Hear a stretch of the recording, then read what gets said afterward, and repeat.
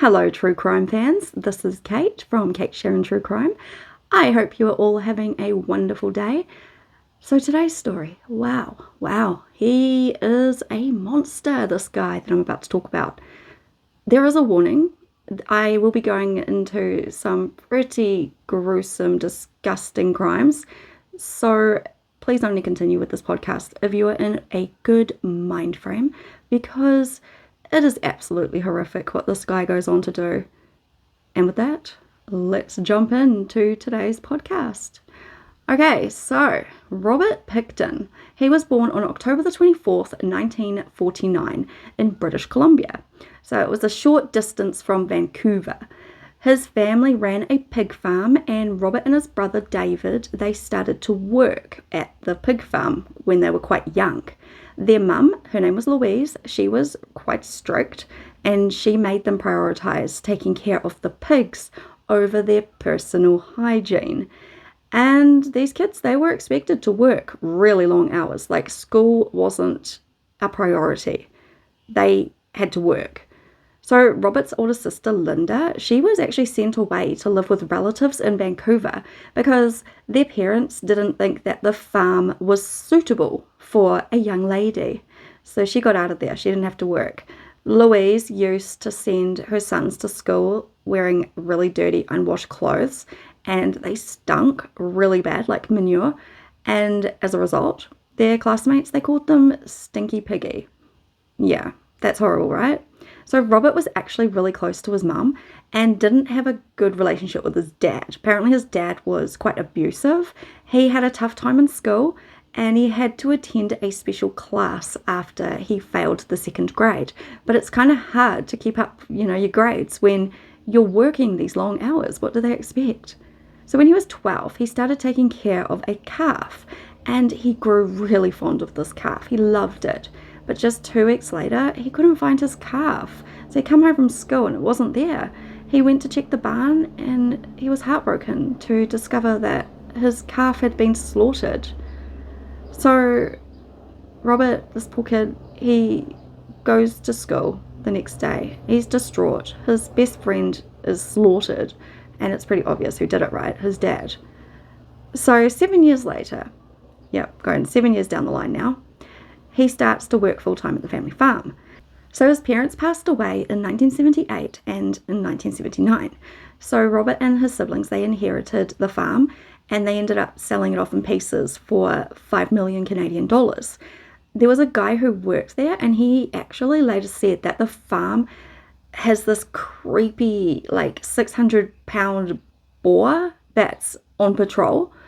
You know what a boar is, right? It's kind of looks like a pig on steroids. So this same guy also later said that Robert was a quiet guy, and sometimes he displayed odd behavior despite not using any substances. So apparently he wasn't on anything. He was just odd. Robert actually made an absolute fortune by selling parts of his land to property developers as the economy of the Lower Mainland boomed in the 1980s and the 1990s. So he was quite well off. He also used to throw parties at a makeshift nightclub called Piggy Palace. It was like a popular sort of, place to go if you were part of the underworld kind of situation, like Hells Angels and that kind of thing. In the 90s, there were reports of women disappearing in the Lower Mainland, particularly in the downtown Eastside area of Vancouver. And people started to think that there might be a serial killer at work.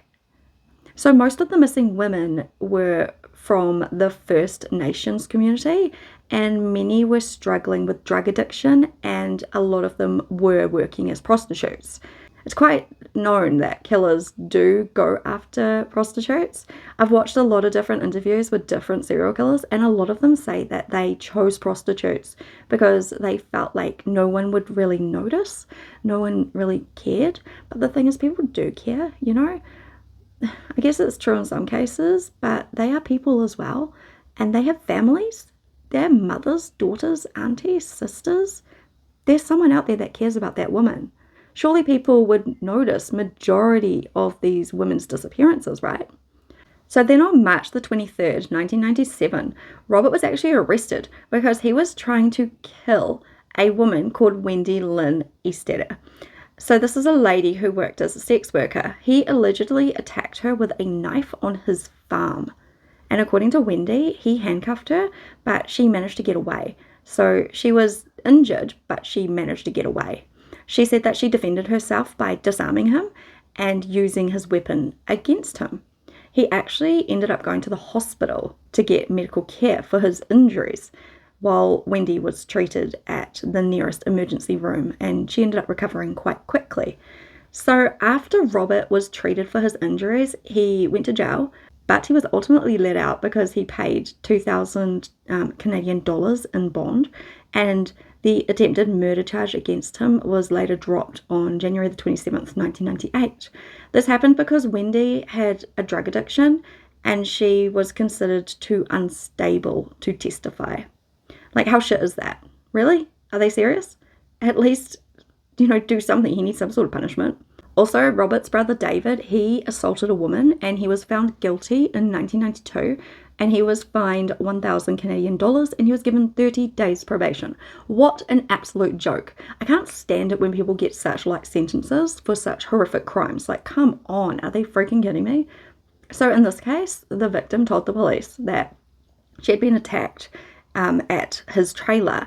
This is at the pig farm, but she managed to escape.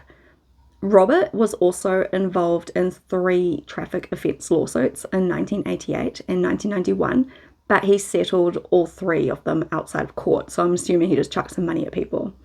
These 2 brothers, they were absolutely horrible people. The Pickton brothers also found themselves entangled in legal issues with the police because of their violation of zoning boundaries. This was at the farm.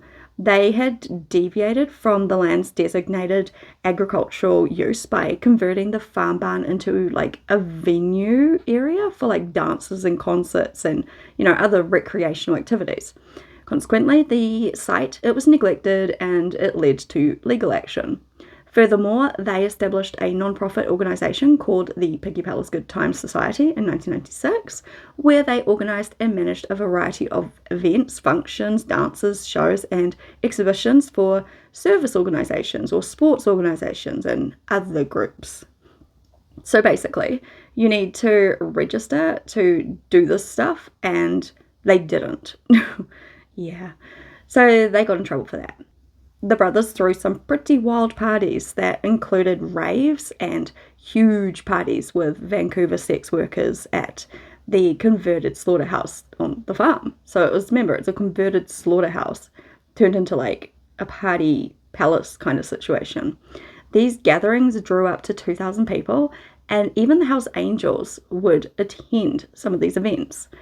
So despite legal pressure, the brothers held a New Year's Eve party in 1998, which led to an injunction banning future events at this farm.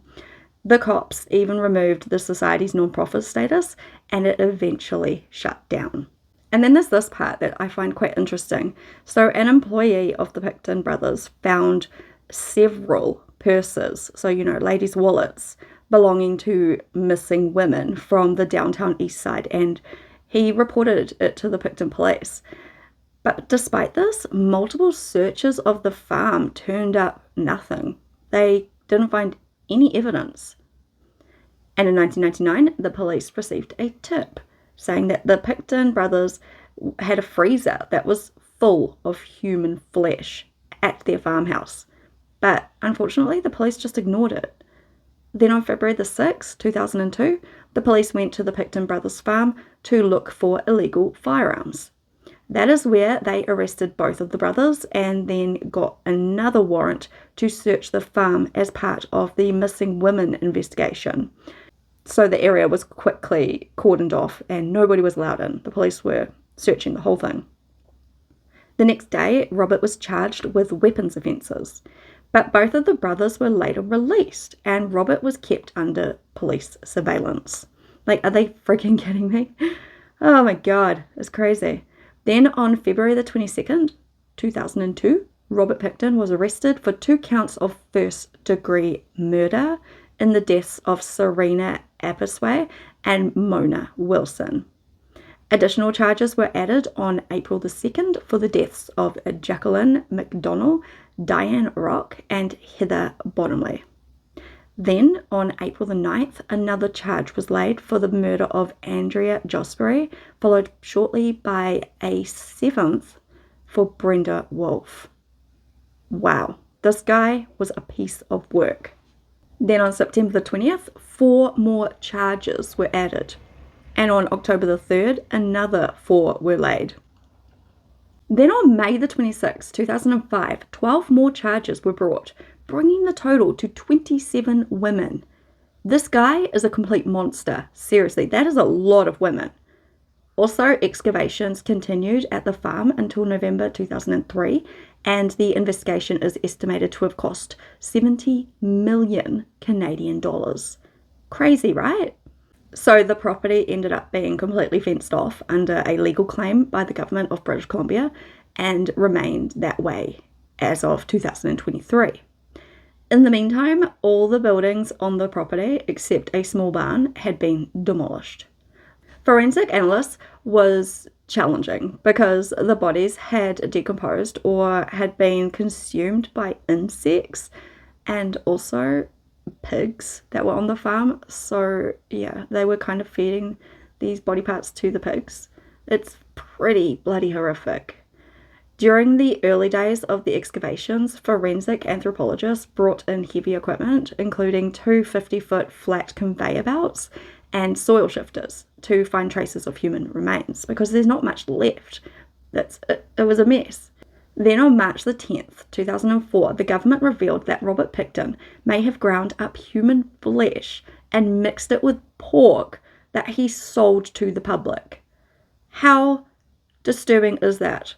Seriously, he's feeding human flesh to innocent people in the public. Horrible, man. Another claim was made that he fed the bodies directly to his pigs. So many people were saying that he fed these bodies to the pigs.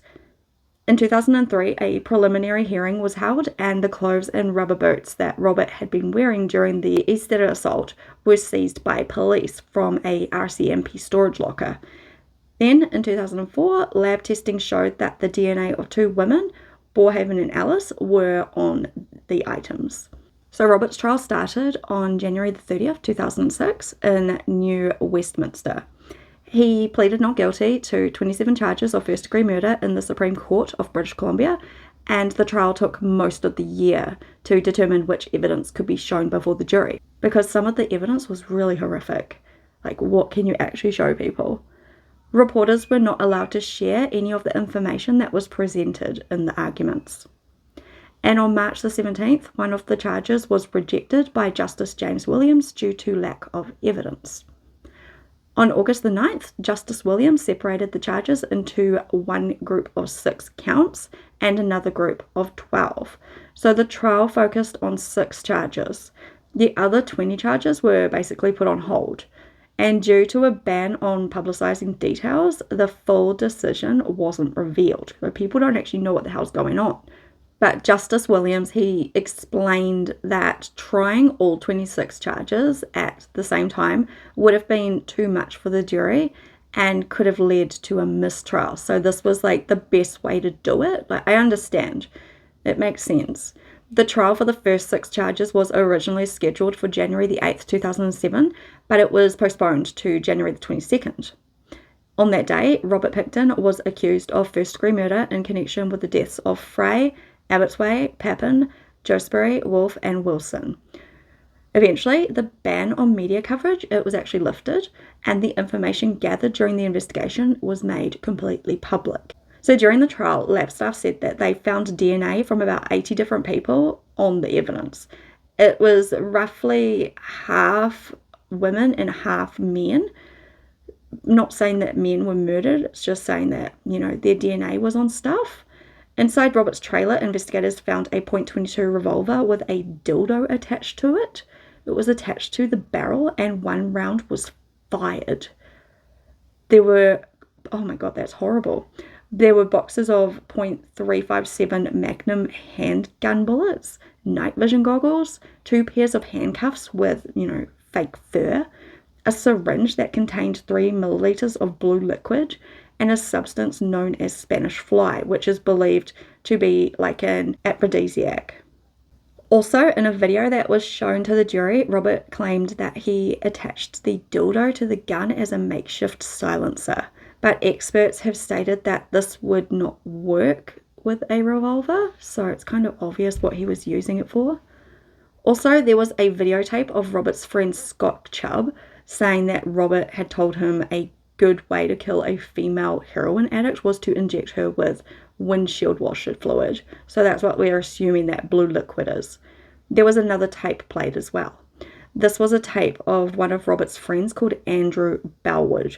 Andrew said that Robert talked about killing sex workers by handcuffing and strangling them, then bleeding and gutting them before feeding them to his pigs. This is so gross. This man is horrible. There were actually photos shown in court of garbage that was found in the slaughterhouse, and they clearly showed human remains. These were the remains of Mona Wilson.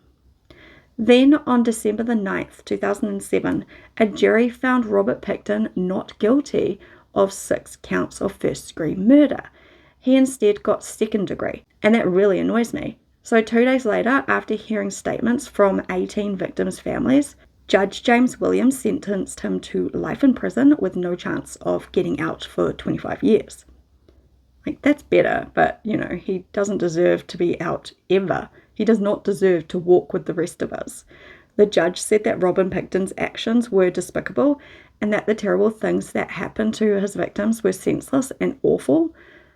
Yeah, that's an understatement. So on December the 9th, 2007, he was convicted of second-degree murder in the deaths of 6 women. So I'm just going to go through the victims. Count 1, Serena Abbotsway. She was 29. She was reported missing on August the 22nd, 2001. Count 2, Mona Lee Wilson. She was 26 years old. She was reported missing on November the 30th, 2001. Count 6, Andrea Joesbury. She was 22 years old. She was reported missing on June the 8th, 2001. Count 7, Brenda Ann Wolfe. She was 32 years old, and she was reported missing on April the 25th, 2000. Count 11, Georgina Faith Papin. She was 34 years old, and she was reported missing in March of 2001. Count 16, Marnie Lee Ann Frey. She was 24 years old, and she was reported missing on December the 29th, 1997. Horrible, horrible, these poor women. He also stood accused of first-degree murder in the deaths of 21 other women. So these charges were stayed on August the 4th, 2010, so I'm just going to go through them now. Count 3, Jacqueline Michelle McDonald. She was only 22 years old, and she was reported missing on January the 16th, 1999. Count 4, Diane Rosemary Rock. She was 34 years old, and she was reported missing on December the 13th, 2001.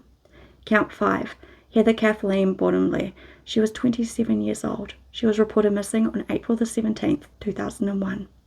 Count 8, Jennifer Lynn Firminger. She was 28 years old. She was reported missing on December the 27th, 1999. Count 9, Helen May Hallmark. She was only 20 years old, and she was reported missing on June the 15th, 1997. Count 10, Patricia Rose Johnson. She was only 25 years old. She was reported missing on January the 2nd, 2001. Count 12, Heather Gabrielle Chinook. She was 30 years old, and she was last seen in April 2001. Count 13, Tanya Hogg. She was 23 years old, and she was reported missing on November the 3rd, 1996. Count 14, Sherry Lee Irving. She was only 24 years old, and she was reported missing on February the 22nd, 1997. There's more. There's so many more women. Count 15, Inga Monique Hall. She was 47 years old. She was last seen in February of 98. Count 17, Tiffany Louise Drew. She was only 27 years old, and she was reported missing on December 31st, 1999. Count 18, Sarah Jean DeFurs. She was 29, and she was last seen in April of 98. Count 19, Cynthia, her friends called her Cindy Felix. She was 43 years old, and she was last seen in December of 97. Count 20, Angela Rebecca Jardin, she was 27 years old, and she was reported missing on November the 20th, 1998. Count 21, Diana Melnick, she was 23 years old, and she was last seen in December 95. Count 22, Mission Jane Doe, discovered on February the 25th, 95, but he refused to plead to this charge, so the court registered not guilty on his behalf. Count 23, Deborah Lynn Jones, she was 42, last seen in December 2000. Robert was also implicated in the deaths of, but not charged with, the murders of 3 other people. So these were Mary Ann Clark, she was 25, Yvonne Marie Bowen, she was 33, and Dawn Teresa Cray. So horrible. All of these women deserve to be remembered. That's why I went through their names. Also, after Robert was arrested, witness Lynn Ellingson, she came forward to authorities claiming to have seen him skinning a woman that was hanging from a meat hook years earlier. And she said that she didn't tell anybody because she was scared that he was going to kill her. However, Lynn did also admit that she had blackmailed Robert about this incident on 1 or more occasions. Also, the children of the victims filed a civil lawsuit in May of 2013 against the Vancouver Police Department, the Royal Canadian Mounted Police, and the Crown. They settled in March of 2014, and each child received 50,000 Canadian dollars, which is equal to $62,740 in 2023, without anyone admitting fault. Then on January the 7th, 2008, the Attorney General filed an appeal in the British Columbia Court of Appeal against Robert's acquittals on first-degree charges. So the appeal was related to evidentiary rulings, jury instructions, etc. Despite being acquitted of first-degree murder, Pickton was convicted of second-degree murder and got the same sentence. So the relatives of the victims were worried about the Crown's appeal potentially jeopardizing the convictions. And the Attorney General was actually criticised because he didn't brief the victims' families beforehand. Wally Opal apologised for not informing the families before announcing the appeal and stated that it was filed for strategic reasons. Then on January the 9th, 2008, Robert's lawyers filed a notice of appeal in the British Columbia Court of Appeal, seeking a new trial on 6 counts of second-degree murder. The appeal went over various areas where the defence alleged that the trial judge erred, but the British Columbia Court of Appeal issued its decisions on June 25th, 2009, dismissing the defence appeal by a 2.1 majority. So apparently, Robert was entitled to appeal to the Supreme Court of Canada. The Court of Appeal allowed the Crown appeal, finding errors in the trial judge's decision. The conviction on the 6 counts of second-degree murder was not set aside. Then on June 26, 2009, Robert's lawyers confirmed his rights to appeal to the Supreme Court of Canada based on the dissent in the British Columbia Court of Appeal. The Supreme Court of Canada granted this application for leave to appeal on November the 26th, 2009, and on July 30th, 2010, his appeal was dismissed. Then on May the 19th of last year, Robert was actually attacked by another prisoner. So this prisoner was called Martin Charis. He had a history of assaulting other prisoners. He apparently stabbed Robert in the head with a broken broom-like handle. So he made like a makeshift knife. Robert was quickly flown to hospital by helicopter and he was put on life support. He ended up passing away at a hospital in Quebec City on May 31st due to complications from the attack. I say good riddance. I'm sorry, but he is a horrible man. He is a disgusting man. Anyway, that brings us to the end of today's story. I hope you guys are still with me and you actually listen to the ladies' names. I thought that part might make people be like, oh, I'm going to leave now. But, you know, it's showing some respect for women who've lost their lives. And yeah, that's me today. I hope you all have a wonderful day. Please head over to my YouTube channel and subscribe. Support this small YouTuber. It would be fantastic. I hope you have an amazing day. Don't do crime. That's all I can say. Bye.